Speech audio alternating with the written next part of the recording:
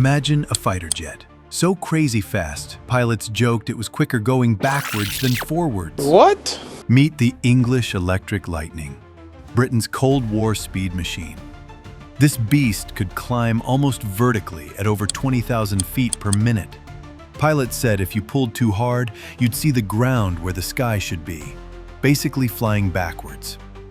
In training, Lightning pilots often had to land after just 20 minutes, refuel, then do it all again. Fast? Absolutely. Practical? Well, not so much. A jet built to go very fast, for very little time.